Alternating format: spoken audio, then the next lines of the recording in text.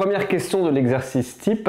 On nous demande de montrer que A, B et C sont alignés. On va donc utiliser la propriété de collinéarité des vecteurs. A, B et C sont alignés si et seulement si AC et AB sont collinéaires. Alors comme on a les coordonnées de A, B, C, c'est pas très compliqué de trouver les coordonnées des vecteurs AC et AB. Donc AC a pour coordonnées 9,5, 9,5 et AB moins 3, moins 3. Ce qui veut dire que AC est égal à moins 3,5 de AB. Donc dans cette équation, on a bien un réel K tel que AC est égal à KAB, ce qui veut dire que AC et AB sont collinéaires et donc que A, B et C sont alignés. On nous demande maintenant de déterminer les coordonnées du point D telles que COBD soit un parallélogramme. On connaît les coordonnées de C, de B et de O et on sait dans le cours que COBD est un parallélogramme si et seulement si le vecteur OC est égal au vecteur BD. Donc ne perdons jamais de vue ce qu'on cherche. Ce qu'on cherche sont les coordonnées de D.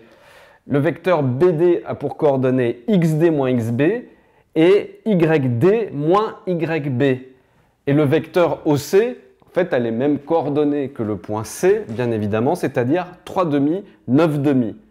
Donc, je peux écrire que XD moins XB, c'est égal à 3,5, 9,5.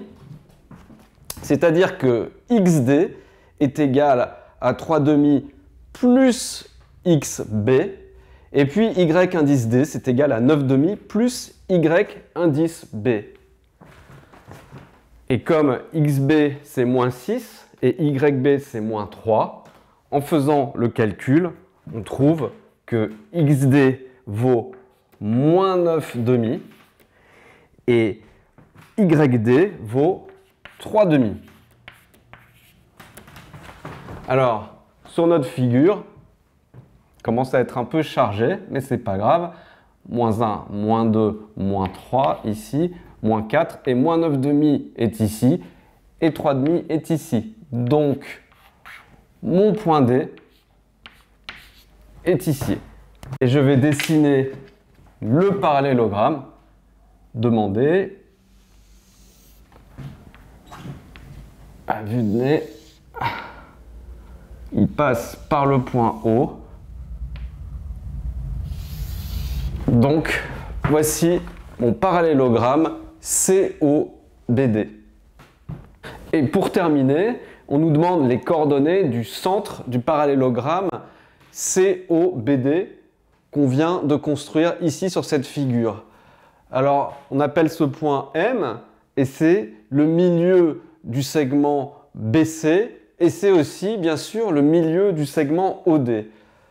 C'est évidemment plus simple de calculer les coordonnées de M par rapport à OD que par rapport à BC. Soyons un petit peu paresseux, d'autant plus qu'on vient de déterminer les coordonnées de D, c'est-à-dire les coordonnées du vecteur OD qui valent moins 9,5 et 3,5.